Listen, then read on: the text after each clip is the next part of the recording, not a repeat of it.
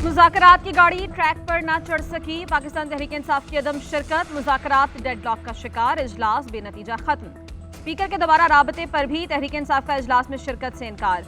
अयाज सादिक का हुकूमती मुज़ाकराती कमेटी बरकरार रखने का ऐलान, कहा मेरे दरवाजे अब भी खुले हैं, हुकूमत और अपोजिशन डायलॉग का रास्ता निकाले, मुज़ाकराती कमेटी इसी तरह रहेगी। उम्मीद है कि मुज़ाकरात बहाल होंगे। हुकूमती और अपोजिशन अरकान को इजलास के नोटिस भेजे और कॉल भी की। तवक्को कर रहे थे कि मुज़ाकरात से ही मामला आगे चले। बैरिस्टर गौहर ने जिस दिन राबता किया था उसी दिन वज़ीर आज़म ने कमेटी बना दी थी। मुज़ाकरात से कबल शराइत नहीं रखी जाती।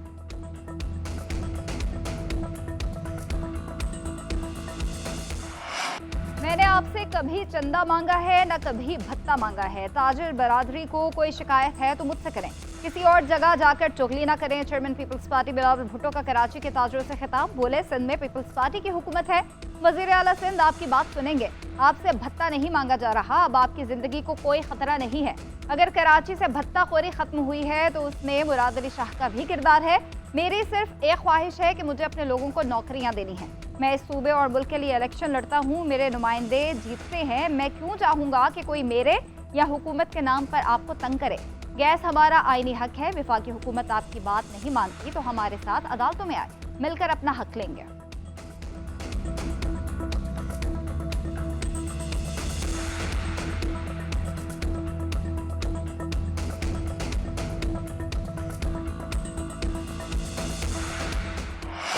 मुतनाज़े पीका एक्ट और डिजिटल नेशन पाकिस्तान बिल कौमी असम्बली के बाद सेनेट से भी मंजूर। ओपोजिशन की बिल्स की मुखालिफत, पीका एक्ट नामंजूर के नारे। ओपोजिशन लीडर और अरकान का चेयरमैन डाइस का घेराव, वॉकआउट कर गए। सहाफ़ी भी मुतनाज़े बिल की मंजूरी के खिलाफ एहतजाजन गैलरी से उठकर चले गए। हुकूमत की JUI की जानिब से पेश करदा तरामीम की मुखालिफत, तमाम मुजवज़ा तरामीम मुस्तरद कर दी गई। वज़ीर क़ानून आज़म नज़ीर तारड़ ने कहा ये बिल पढ़े बगैर बात करके चीज़ों को कहीं और लेकर जा रहे हैं। बिल स्टैंडिंग कमेटी में गए, मीटिंग हुई तो ये लोग कहाँ थे। डिजिटल नेशन बिल आज़म नज़ीर तारड़ और पीका एक्ट तरमीमी बिल राना तनवीर ने पेश किया। दोनों बिल्स शक़वार मरहले में कसरत राय से मंजूर किए गए। पीका तरमीमी एक्ट और डिजिटल नेशन पाकिस्तान बिल तौसीक के लिए सदर को इरसाल। सदर ममलिकत के दस्तखत के बाद दोनों बिल्स कानून बन जाएंगे।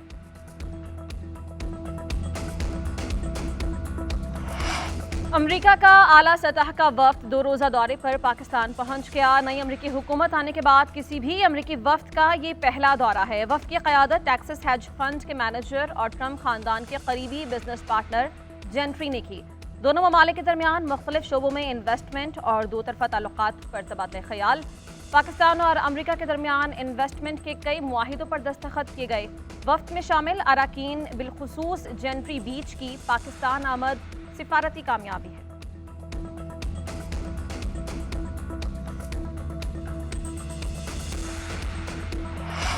हमारी ख्वाहिश थी ओपोजिशन कमेटी आती, ये मुनासिब रवैया नहीं, एक तरफा बयान नहीं देना चाहते। 126 दिन का धरना भी मुज़ाकरात के बाद खत्म हुआ था।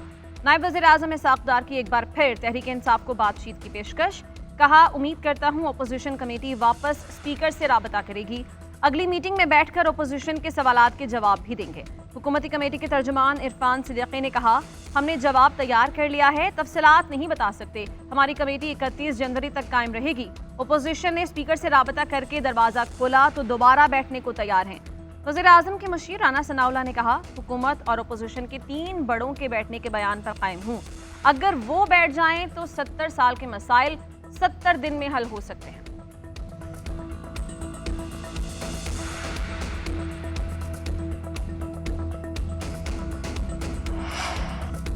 हम फराग दिली से हुकूमत के साथ बैठे, 2 मुतालबात रखे, मंजूरी पर ही आगे बढ़ना था। बदकिस्मती से मुज़ाकरात आगे नहीं बढ़ सके। चेयरमैन PTI बैरिस्टर गौहर की मीडिया टॉक का डायलॉग सिर्फ कमेटी में थे, कहीं और नहीं हो रहे। हम हुकूमत के साथ मुज़ाकरात छुपकर नहीं खुलकर करेंगे। दीगर पार्टी से मिलकर 26वीं तरमीम के खिलाफ जदोजहद करने का ऐलान। बैरिस्टर अली जफ़र ने कहा बानी PTI ने फैसला सुना दिया है, मुज़ाकरात ख़त्म हैं। हुकूमत की जानिब से हमारे मुतालबात पर कोई मुस्बत जवाब नहीं आ रहा था। प्रेस कॉन्फ्रेंस करके कहा गया मुतालबात नहीं माने जा सकते। हमारे रहनुमाओं को भी गिरफ्तार करना शुरू कर दिया गया। अब सिविल नाफरमानी और एहतजाज के सिवा हमारे पास कोई रास्ता नहीं। मुज़ाकरात की नाकामी के बाद हुकूमत मुखालिफ इत्तेहाद बनाने का मिशन, पीटीआई ने अपोजिशन जमातों से राब्ते तेज कर दिए। पाकिस्तान तहरीक इंसाफ का वफ्द मौलाना फजल रहमान की रिहाइश गाह पहुँच गया। मुलाकात में मुल्क की मौजूदा सियासी सूरत हाल और हुकूमती इकदाम पर तबादला ख्याल किया गया। हुकूमत मुखालिफ अपोजिशन इत्तेहाद के हवाले से भी बातचीत। असद कैसर, उमर अयूब, सलमान, अकरम राजा, साहबजादा हामिद रजा ने फजल रहमान से मुलाकात की। पीटीआई के बानी की हिदायत पर तमाम अपोजिशन जमातों के साथ राब्ता। मुलाकात के लिए वक्त मांग लिया गया। अपोजिशन लीडर उमर अयूब ने कहा 9 मई और 26 नवंबर पर जुडिशल कमीशन ना बनाने पर हुकूमत के साथ मुज़ाकरात खत्म किए।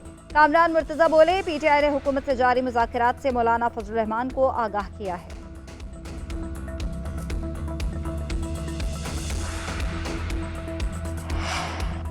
पहले ही बता दिया था कि ट्रम्प कार्ड की बेहतर और मुस्बत हवाएं चलेंगी। ट्रम्प टीम के दौरे पाकिस्तान के लिए आज सरमायाकारी के मजीद मुआहिदे मुतवक्के हैं। सेनेटर फैसल वावदा की ट्वीट, लिखा, कहा था कि पीटीआई को आखिर में उनके ट्रम्प कार्ड पर मायूसी होगी, जिसका जो क्रेडिट है वो उसे देना होगा।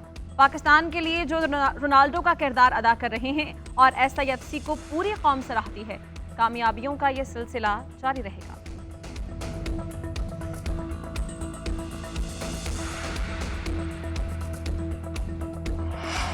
आईनी बेंच ने जस्टिस मंसूर अली शाह के 13 और 16 जनवरी के ऑर्डर वापस ले लिए। आईनी बेंच ने नज़र अब्बास तौहीनी अदालत केस का रिकॉर्ड कस्टम ड्यूटी केस के साथ मुंसलिक करने का हुक्म दे दिया।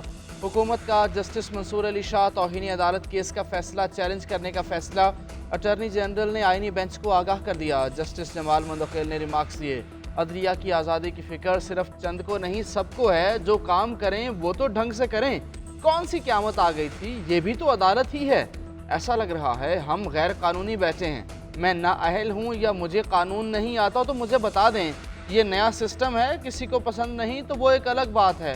कल सब जजेस आईनी अदालत में शामिल कर दिए जाएं तो आपका एतराज़ ख़त्म हो जाएगा।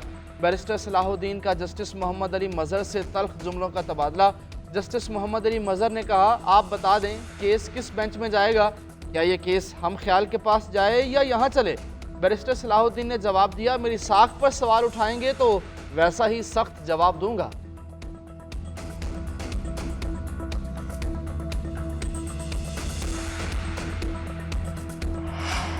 जुडिशल और इंतजामी अहकामात के दरमियान वाज़े फ़र्क को सख्ती से बरकरार रखना चाहिए। यकीनी बनाना चाहिए कि हमारे अहकामात पर अमल हो। कस्टम एक्ट के सेक्शन 221A की आईनी हैसियत के केस में जस्टिस आयशा मलिक के रिमार्क्स। केस सुनने से माजरत पर तहरीरी वजूहात जारी। जस्टिस आयशा मलिक ने रिमार्क्स दिए कि अदालती अहकामात का तकद्दुस महफूज और बरकरार रखना चाहिए। कमेटी ने बेंच की दोबारा तश्कील के बजाय केस आईनी बेंच कमेटी के सामने रखने का हुक्म दिया। आईनी बेंच कमेटी ने 17 जनवरी की मीटिंग में 27 जनवरी के लिए मुकर्रर किया। दोनों कमेटियों ने 16 जनवरी के अदालती हुक्म को नज़रअंदाज किया। ये केस नहीं सुनना चाहती ताकि 16 जनवरी के अदालती हुक्म के तकद्दुस को महफूज रखा जा सके।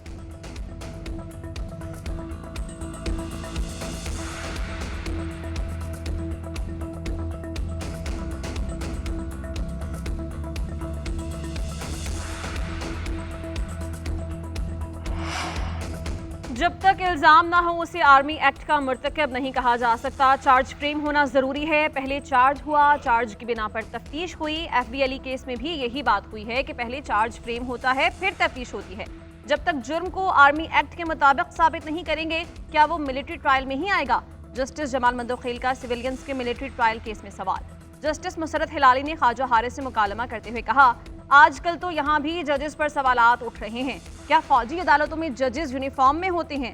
यूनिफॉर्म में फौजी अफसर बतौर जज कैसे गैर जानिबदार हो सकता है? जिस पर वकील वज़ारत दिफा ख्वाजा हारिस ने कहा, यूनिफॉर्म तो आप जजेस ने भी पहना हुआ है। जस्टिस जमाल मंदोखेल ने रिमार्क्स दिए कि आप कहना चाहते हैं काली और खाकी वर्दी में कोई फर्क नहीं।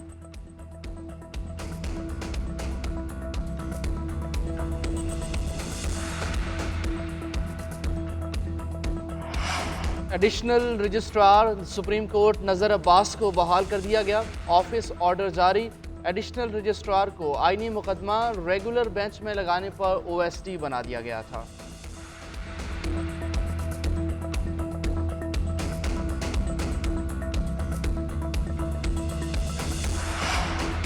वज़ीर आज़म यूथ प्रोग्राम नौजवानों की तरक्की और बहबूद का फ्लैगशिप प्रोग्राम है। अपनी सियासी ज़िंदगी में नौजवानों को बाइख्तियार बनाने के लिए इक़दाम किए। नौजवान तब्दीली की नवीद हैं, कौमी तरक्की में इनका किरदार बढ़ाना होगा। वज़ीर आज़म शहबाज शरीफ का तकरीब से खिताब। बोले, कोरोना के दौरान नौजवानों ने लैपटॉप इस्तेमाल करके अपना रोज़गार कमाया। नौजवान खुशहाल और पुरअमन मुस्तकबिल की ज़मानत है। दौलत मुश्तरका एशिया यूथ अलायंस समिट की मेज़बानी पर खुशी है। चैलेंजेस से निपटने के लिए दौलत मुश्तरका के रुकन ममालिक के दरमियान बेहतरीन शराकत जारी।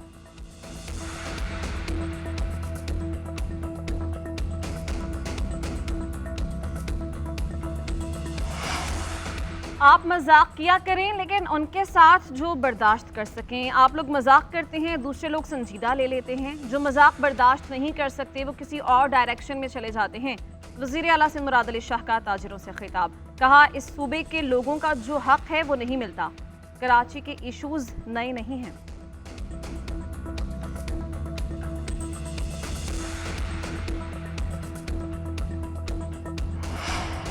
Chairman Peoples Party Bilawal Bhutto का बिजनेस कम्युनिटी के एजाज़ में ज़ोहराना। ताजरों और सनतकारों ने शिकायत के अंबार लगा दिए। सदर FPCCI आतिफ इकराम ने कहा, हम गैस पर ज़र तलाफ़ी नहीं चाहते, असल कीमत पर गैस दी जाए। कोई सूबा अदायगी नहीं कर रहा तो हम क्यों करें। चेयरमैन आबाद का सिंध हुकूमत से कब्ज़ा माफिया के खिलाफ एक्शन का मुतालबा। आरिफ हबीब बोले, पाकिस्तान को इस वक्त इत्तेहाद की ज़रूरत है, इख्तलाफात कम करने चाहिए। जावेद बलवानी का वफाक से कराची पर तवज्जो देने का मुतालबा। अकील करीम डीडी ने कहा, पाकिस्तान के मसाइल अनगिनत हैं, इनका हल तलाश करना होगा।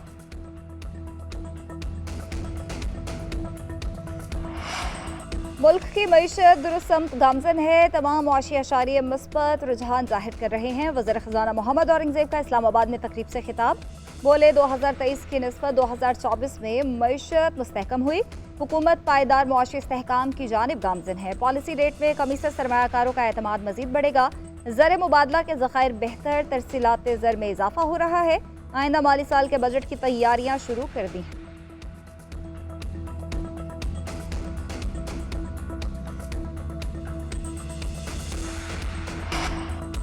अमरीका की जानिब से पाकिस्तान के लिए इमदाद बंद। अमरीकी ताउन से जारी कई अहम मनसूबे रोक दिए गए। तवानाई और ज़राअत के पाँच मनसूबे रुक गए। तालीम, सेहत और इक़्तिसादी नमू के चार प्रोग्राम्स मुतासिर। गवर्नेंस, जमहूरियत, इंसानी हुकूक के प्रोग्राम्स पर भी असर हुआ। अमरीकी अहदेदार के मुताबिक असर-ए-नौ जायजे तक पाकिस्तान की इमदाद रोक दी गई है। दोबारा जायजा लेने के बाद प्रोग्राम्स को जारी रखने का फैसला किया जाएगा। अमरीकी सदर के हुक्म पर तमाम गैर मुल्की इमदादी प्रोग्राम्स आर्जी तौर पर मुअत्तल किए गए थे। तमाम सिफारती और कौंसल मिशंस को इमदादी प्रोग्राम मुअत्तल करने और काम बंद करने का हुक्मनामा भी जारी किया गया था।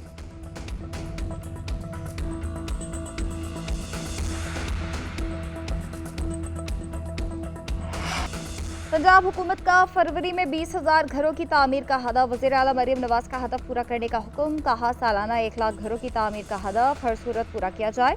मरीम नवाज की ज़ेर सदारत इजलास में 3 और 5 मरला हाउसिंग स्कीम्स का तफसीली जायजा। आवाम को मुफ्त प्लॉट देने से मुतालिक TORs तय करने के लिए 8 रुकनी कमेटी कायम। 7 अजला में 9 हाउसिंग स्कीम्स और 1119 प्लॉट्स का तरक्याती अमल तेज करने का हुक्म दे दिया।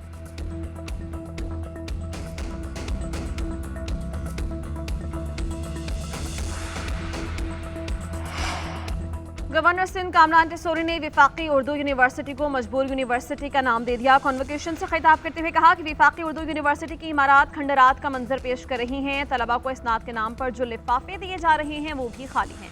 शायद इसनाद प्रिंट होकर नहीं आई, उसके पैसे नहीं दिए गए। जो हालात उर्दू यूनिवर्सिटी के हैं, ऐसा लग रहा है कुछ अरसे बाद फलाही अदारा ही से चलाएगा। पता नहीं ये मजबूर यूनिवर्सिटी को कहाँ लेकर जा रहे हैं। एक जमात ने दावा किया था कि गवर्नर हाउस को जामियात में तब्दील करेंगे। 3.5 साल उन्होंने कुछ न किया।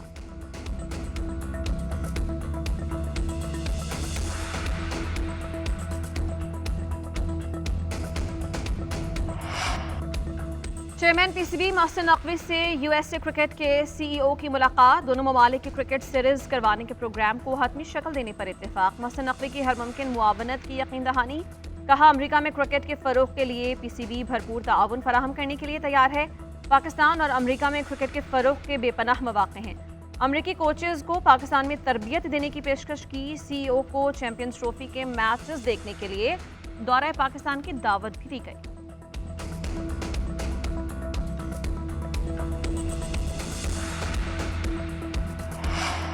आईसीसी चैंपियंस ट्रॉफी के लिए टिकट्स की फ़रोख्त का आगाज़। पहले मरहले में ऑनलाइन टिकट्स की फ़रोख्त शुरू हुई। कीमत 1000 से 25,000 तक मुकर्रर। शायकीन ग्रुप स्टेज और दूसरे सेमीफाइनल के टिकट खरीद सकते हैं। दुबई में शेड्यूल भारत के मैचेस के टिकट्स की फ़रोख्त बाद में होगी। इवेंट का आगाज़ 19 फरवरी से पाकिस्तान और न्यूजीलैंड के मैच से होगा।